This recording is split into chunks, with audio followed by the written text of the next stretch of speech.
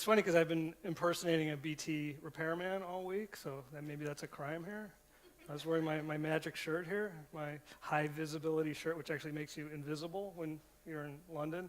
I have pants this color and a jacket, and put them on, and no one sees me. It's amazing. Went about my business, did 10 of these breathing room foam boxes, the London foam boxes, and twice while I was in the act, in the midst, cops rolled up, looked at me, and were like, "Hey, man at work, nothing going on here," and just took off. So I know they found out about it when we did a Kickstarter campaign to raise the money to do this. So, and they contacted me actually and asked me what I was doing. And the guy said, we're big fans of street art. We're just wondering what you're doing." So now I'm wondering what's going on. Let's get a little more drama. As if it wasn't enough drama. I measured these paintings to go. To go on. I make them in pieces in my studio, and then I cut them up, and I measure them. And they go in the niche on the back of them, where the cutout. And I asked my friend here, Mark, if he could just, help me out and just make sure my measurements were right. So he went and measured them for me, or his friend did, and they sent me the measurements. I was like, oh my God, mine are too big. So I cut them all down and brought them here, and I found out that the one they measured was the K2, the rare version of the London foam box, and the ubiquitous ones we all see everywhere, the K6. So I've been all over town like crazy man trying to find these K2s to put my pieces up on, which I will show you at the end of my little talk, what they look like. So, but I did get to do it. I nailed it actually, and now it's good. I think we're leaving town tomorrow. So cool. So this is I'm probably known because I've been doing this for so long. I think I started out doing street art in 1978 in New York City. I moved there to go to art school. I was kind of a punk rock kid, so I was really influenced by that kind of rebellion and fuck you attitude and the sort of no future thing. And I was a young painter, realist painter, which was definitely like a pariah status if you painted realistically. Back then you had to be conceptual or whatever the art market was saying. It was exactly what I was into. And what happened to me was I went to school, I came from the Midwest, I went to school, I went to New York, and I took the subway for the first time, and one of those trains rolled into the station. This is 1978, 77, 78. One of those trains has just been graffitied, like complete mural, whole train, wild style, amazing. And my little brain just went crack. And I was like, you can do this? This can, and I think I've been working off that one little moment ever since, that this is something you can do. And, of course, I wasn't a graffiti kid, really. I was a suburban, kind of middle-class, realist painter guy, so I came up with this. This was my tag at the time. So this is 1979 in Lower Manhattan. This is from a series I called The Birds of Manhattan.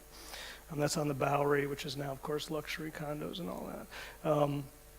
And it was actually my anti-tag. So I did a series of about like 50 of these over one summer. And like it was kind of an accident, I just thought, well, why don't I do this and see what it looks like? And no one else I knew was doing it. And it was very dangerous to be sitting outside painting back then because the cops didn't care, but there was a lot of sort of roving gangs and strange sort of people, predators around. But I use a motorcycle to get around, so I would have my motorcycle with me and my helmet, so people would pretty much leave me alone because I thought I was a biker, even though I was like 120-pound little dude.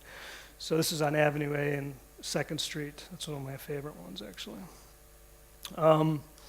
So this set me on my way, okay? And there wasn't really any other people doing stuff like this. There was some stuff I'd seen before. There's definitely like earthworks going on. A lot of punk bands had posters up, which were very creative and were some kind of culture jamming on the street thing. But I really wasn't aware of anyone else doing anything like this. There was a woman named Jenny Holzer who would wheat paste these posters up with these sort of ambiguous, ambivalent statements, which I never understood, and which made me feel kind of stupid. But she was doing that at the time. So I thought that being a punk rock guy that I had to do something that swung the pendulum exactly the opposite of where it was. And where it was art was this thing for like older white guys, and you had to be in your 40s to have a show. It was very dense and intellectual and boring, and there's a lot of writing on the wall, and to understand it, you had to have a huge vocabulary, and it seemed very exclusive and elitist, and I hated it. I'd go to the museum, like the Whitney or something, and I'd have to like plod through some big show of the day, and I just would want to look out the window at the city, at New York, because that was what I was into. So my idea was to do something to offend those people, basically, and my idea was that beauty or something cute or sweet or beautiful was sedition, and I ran with that. Okay, so. After that, I just kept going. No one cared. No one really registered it. I did get some attention for it, and people were, they were nice about it and everything. But they're like, well, okay, but what's for sale here? I said, well, I have photographs of them. You want to buy those? They're like, not really. So what is this art form if it's not for sale? If you can't own it, what is it? And they'd be like, okay, good luck with that. But I did get an NEA grant, which was nice, an emerging artist grant, and I made a book of it, which was really cool for me. I was like 21 and I had a book out, so that was fun. So this is a piece in the subway. I like showing these because I like showing how fucked up the subway used to be here. And so I would take the cardboard off of these advertisements, and I would do because I was a poor, artist, I would do paintings on them at home. So I was, it was a study of a bird wing, whatever. I did a whole series of these, and then it occurred to me, like, why don't I just put them back up in the subway and leave them? And, I know they'd last like an hour or two or whatever, someone would take them, but, that really satisfied my sort of perverse need to be a punk, to rebel. If money was the defining factor of an artwork, if the market value of an artwork defined how good it was, then I was against that. And so you give your art away, you put it up, and you also stay anonymous. That was the most ridiculous thing about it, because people were like, well, how are you going to get famous? How are you going to have a career? And I didn't really care. But at the time I was in bands too, I was in punk bands, so that kind of aesthetic thought of successful or well-known artists as inevitably some sort of sellout type of thing, which I've softened my attitude on that quite a bit. So basically from then, while I was in the bands in the 80s mostly, it was just pranks. Mostly I would pull these pranks. So every year I would have a series of pranks. This is out in the Hamptons. I'd ride out there on my bike and put these silly names on rich people's lawns. I haven't seen this in a while, sorry. Laughing at my own jokes. And yeah, so they're like almost like... since I was in the rock and roll world, sort of, I was very concerned with not taking myself too seriously, because I thought that was the death of art. Then, to get serious, around 1994, this is the next big sort of organized project I did this series, The Hoodies, and this was at the time, this was at the sort of absolute bottom of the Lower East Side, and where I lived in the East Village, and the whole sort of New York bummer experience was just coming to a head. So it was crime, AIDS, there was no treatment or cure for AIDS, people were dying, crime was out of control, the crack epidemic was just everywhere. It was, people romanticize it now, which it puzzles me a little bit, but it was very fucked up everywhere, and everyone knew people who were dying, and there was this like huge drug epidemic in my neighborhood, and a lot of my friends were catching that disease as well. And so I conceived of this image as kind of like a poetic marker. I can't really describe it exactly, specifically, but it was just sort of like a high sign for the neighborhood. Not like a warning sign like drugs are here, crime is here, AIDS is here, nothing like that, of course, but it was just my reaction to it. And I did like 70s, and this was very difficult and challenging, and I had ladders and wheat paste. It was also pretty much my last meme thing where I would do the same image everywhere. So, and then I became the hoodie guy. Before that I was the hummingbird guy, then I became the hoodie guy, and I was opposed to that. Because my thing, if you really are a seditious artist, you don't get a brand and stick with it, you keep changing, you keep doing something new. That's the death of art, when you have to go to your studio and do the same thing every day. So this is probably 95, because I got Photoshop then. So this is me printing things out on stickers and painting over them, and that's a laser print and cutting them out. And I did hundreds of these on the Lower East Side, just fooling around. Got no one to please, nowhere to go, no gallery, nothing, just having fun. This is my neighborhood. I'm just running around. I lived on the Lower East Side. I'd go out to Williamsburg, where I live now, and go out there, and it was just a total shithole, and I could do whatever I want. I could set these big things up and take hours to put them up. This was before gentrification came. Just, strange stuff like this. Really, that was in Bushwick, which is a big, hip neighborhood now. But back then, that's some like crack guys mutterings and graffiti, which I just love that guy.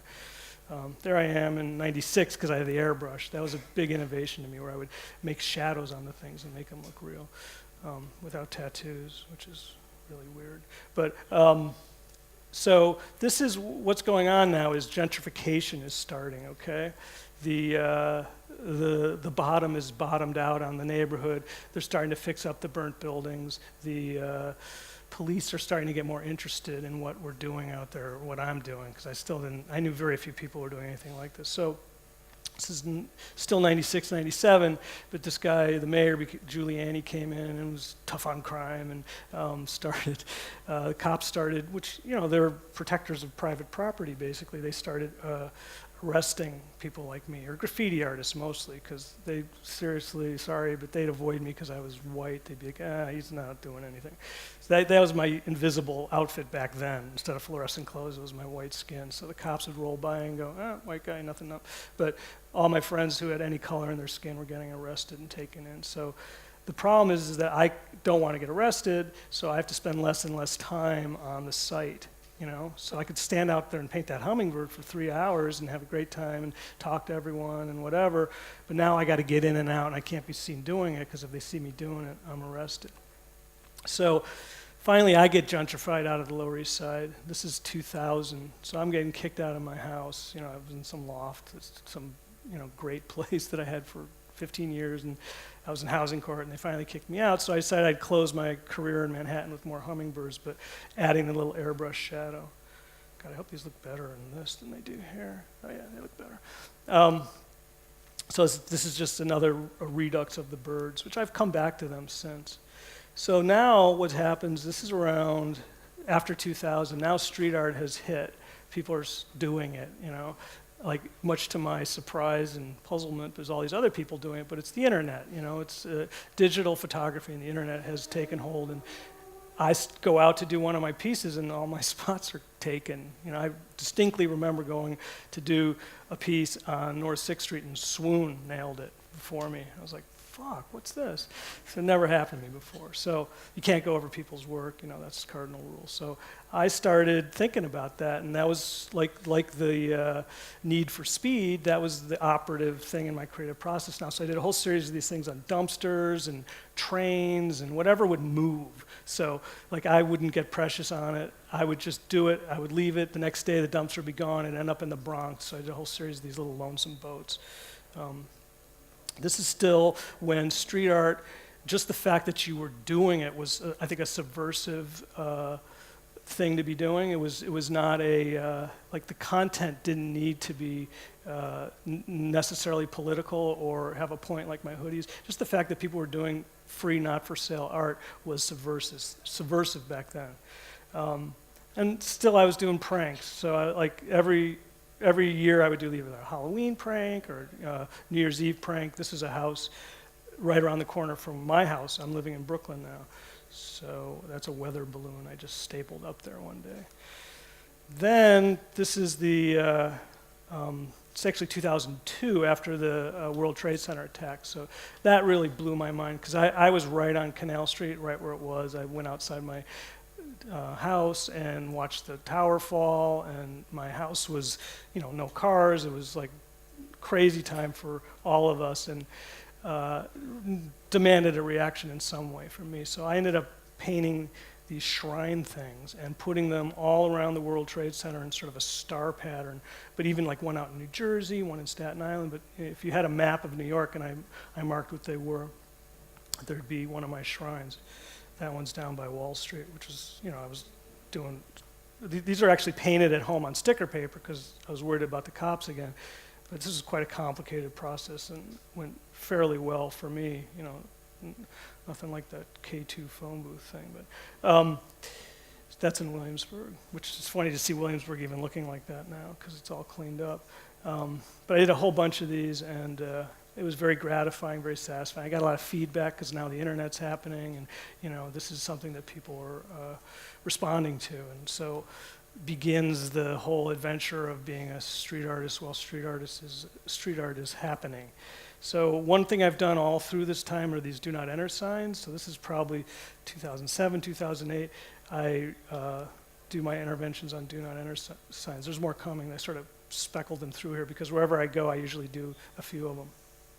So my next kind of, I would say not political, but you know, my next sort of pointed project was called Ugly New Buildings, and this is when the gentrification in Williamsburg is happening, and all these people are getting displaced. They're tearing down their houses, and they're building all these really ugly, cheap, you know, offensive-looking condos. So I ended up working on them, which was great for me because I'd never done anything on anything symmetrical or smooth. So I ended up making these vents, and you know, there's sort of trompe paintings I do, and just gluing them to these things.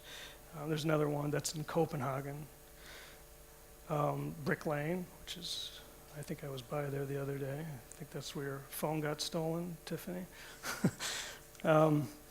That's Brooklyn. That's actually me in a little army outfit. I tried to do a bunch of that, but it was, I don't do well when I'm too political, I think. I think that needs to be suggestive, but, you know, not too overtly political, so I kind of abandoned the soldier thing. Although that was just in the beginning of the war to Iraq. So I'm usually responding to something. This is a collaboration with another artist, Till Kraut-Kramer, and that's in Poland, Katowice, at a street art festival. I'm starting to do those things. And then I sort of pivot to this new thing, which is my What the Fuck series, which is the, again, it's so hard to get street art up, and I don't want to feel like I'm competing on the public commons with people anymore, but I'm conscious of what's going on out there, and I know if you put stuff up in Williamsburg, you're preaching to the converted. That's not what I want to be doing. So What the Fuck is the thing where I put them by the side of the highway, usually in bottleneck locations where people would have to slow down, which happens a lot in New York, and they'd be in their cars, and they'd be going by at like 3 miles an hour, and they'd be go, what the fuck is that? And then they'd be gone. And invariably, that would be their response, would be like, what the fuck? This is called Suicide Girls. That's right on the way to JFK. That lasted like 3 years. That's a life-size Death of a Hoodie guy, because I was still getting known as the hoodie guy. There's a picture of me in my early invisible outfit, working on a piece. That piece. I did maybe 100 of these on the sides of highways and you know, at these bottleneck locations. It was really, really fun. This is new art in Stavanger. So they invite you to these places, they pay for you, you go, and usually you're supposed to do a mural or something, but they just say, go do whatever you want to me, because you know, I'm like old, and they're like, eh. He's untrainable. So they let me do this. You know, I just ran around Stavanger and put up my little signs. That's New Orleans. I was down there just to give a talk like this, and so I ran around New Orleans and put some of my. I'm pivoting now towards the prisoner imagery from the Amnesty stuff. So I worked with that stuff for like 2 or 3 years before Amnesty got in touch. And this is my first big prisoner piece. This is in LA in the Skid Row. So those are like Guantanamo guys, and put that up. It was actually destroyed by a guy with a machete, so I don't know. It lasted a while though. There's more from Poland, prisoners. And now I think I might be already working on the Amnesty thing. So I went to Vienna for a show, and they again like got a guy to drive me around with a ladder, and I put these up in Vienna. That's Vienna. That's my favorite. That's actually my wife. She's back there. Hi. She posed for a lot of these, actually. And here are the images from the Amnesty thing in Frankfurt, which was one of the most satisfying things I've ever done. This guy, I forgot his name, but he was imprisoned for like 5 years because he wore like a pro-gay T-shirt in Cameroon. This guy just rotted in jail for 5 years. This is a Nazarene. These are actually real people. So she was in Iran. This isn't actually her. This is my friend oh God, I forgot her name, who posed to be Nazarene. She was a lawyer in Iran. This is right on the sort of main art drag there in Frankfurt. That's actually, we rented a pedal boat, and you can see now I'm drilling them in, see the bolt in it. So we rented this little yellow pedal boat and pedaled out there and put that one up, but that river floods, I guess, so I don't think it's there anymore. There's Nazarene again. This is in London, actually, so I came here for something, for some show or installation, and I ended up running around near Waterloo and doing a bunch, which I hear a bunch of them are still there. Someone showed me a picture of this last night. That's still there. I was very impressed with Pussy Riot, so when they were in prison, I did a whole bunch of things called Free Pussy Riot for them, just to keep, I love them, admire them. So there's another, that's Pussy Riot in Frankfurt, that's Pussy Riot in Rome, and that I think is Berlin, I'm not sure. That's Vienna. I just couldn't resist the fascismus up there, so that was one of my prisoner things. That's the, in Vienna where the Third Man, that movie where he's in the sewers, this is the vent, and there's like a tour, so I love that movie, so I had to put something on that. This is in Vienna, and I know that one's still up because they still send me pictures of it. You can see a dog peed on it right after I did it. Vienna, Rome. This is back in, is that me?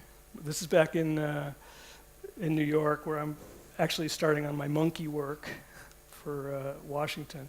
And then after Amnesty, I had the great opportunity to work with PETA UK on a project they called Empty the Cages, which was perfect for me because I'm a vegan animal rights activist and really upset about ag-gag laws, which is something in the US they have where you're not even, you can't, it's a felony to post a picture of an animal processing facility. It's like, it's this crazy repressive set of laws and to keep how they make our food from people from finding out about it. So this is all by Smithfield, is that what it is? Smithfield, the meat market thing. And these are actually sculptures now, which I'm doing to kind of confound and confuse people because usually my stuff looks real, the trompe paintings, but I'm doing sculpture, so people are like, what is that? Which is what I want them to do. And again, the street signs, so wherever I go. This one, I believe, is still up. Someone sent me a picture of this. Those are sculptures, so I actually cast, well, I didn't, my assistant did, because I wouldn't touch them, but chicken fingers or alien hands, take your pick. Back in Brooklyn, because I do always do stuff where I live, if I can, a little acting locally stuff. And then last year, I worked with PETA in the US for this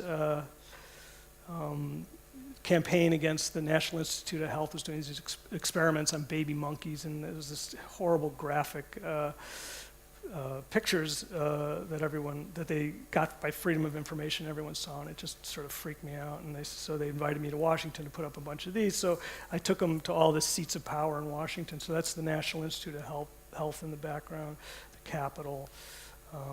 That's H Street, which is sort of the yuppie street. And then this is right by the actual laboratory where they were doing them. And this actually had some outcome. The campaign was stopped. I'm not sure what my point, my effect was, but with the PETA UK and these ones, the idea is to kind of just drop some shame on these people, which they actually seem to feel, especially if it accumulates. There's a tipping point, which I love that whole conversation, that as if enough people are aware of it, enough people start commenting on it, things do change. So art can be an agent for change. I don't know if Mia's still here, but in some way it is still possible. This one's outside the Watergate, which I had to do. And that brings me to the phone booth. So how much time do I have? Oh, 10? 5? Okay. Ooh, okay. I'll run through this quick. So this is a piece I did in 2013 when I was in London for another show, and this is a prisoner thing, and I had measured the phone booth before, and I came back, and I put it up, and I put it in there, and I was like, I gotta do this. This has gotta happen. So, interestingly enough, Amnesty International said, hey, you wanna do something else with us? We're doing this campaign, Stop Torture. I was like, cool, yeah. So I worked on all these images for them, and hired models and tied them up and put bags on their heads and photographed them and got them ready to make these paintings. And then the campaign got axed for, I'm not sure why. I think they thought it was too dark, which Now looking at it now, I kind of think it is, but at the time I was very upset because I was ready to go. I was all pumped. I loved, the idea that I was going to go to London and do more of these things. So I was very upset, and I was going, I'm going to do a Kickstarter. I'll do it myself. But who wants some American guy coming to London lecturing you guys about human rights abuse? I'm from the capital of the world of that, so that wasn't going to work. And then what happened was the attacks happened in Paris, and at the Bataclan and the Soccer Stadium. I think it was January, and all of a sudden, like, my mind just pivoted. I was like, I couldn't do that anyways. That's so wrong. It's inappropriate. It's part of the problem even. Fear, causing more fear. So I pivoted in my brain. I was like, I'm going to do, and I just was breathing room. I came up with this idea, and it was a sort of an antidote to terror. And so here's the first one I did. This is Broccoli Road. So there are all these kind of, I wouldn't say spiritual people, but they're just people in spiritual practice, sort of radiating calm, peace, equanimity, and they're spread all over London. There's 10 of them. So this one was like, there was some weird rehab right there, and all these guys came out, to see what I was doing, and I'm wearing my worker outfit, and they're like, wait, you're an artist? You're not getting paid?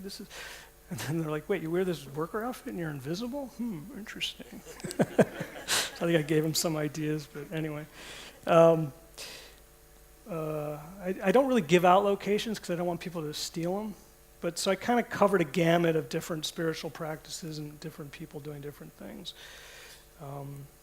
So pretty much I feel like I have satisfied what I needed to do while I was here, and I'm extremely, like, the way it went, it was so hard, it was so difficult, and to find these things, and sometimes they have bolts on the back, and I'd see some K6, which was perfect, I'd be like, fuck you, and then I had to go look up in St. John's Wood for some K2, but my wife and Mark Clack, they made me Google Maps, and dropped pins, and I had this motorcycle, and I just whizzed all over, and it was actually awesome. I had a great time.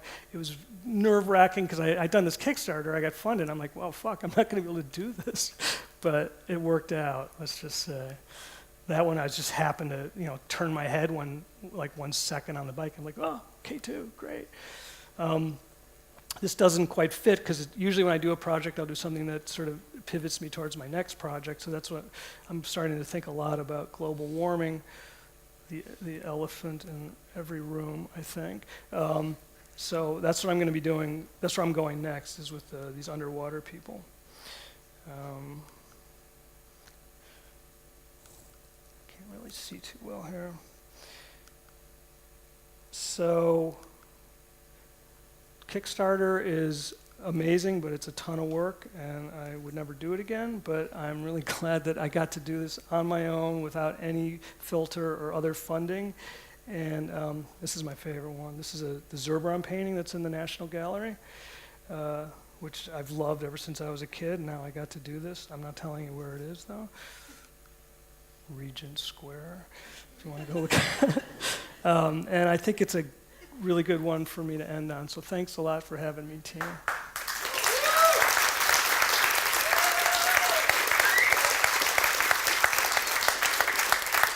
Thanks, man. Thank you. So, we're there. The last speaker of the entire weekend. Do me a favor, make some noise if you've been here since the start. You guys. Now, our final speaker is the founder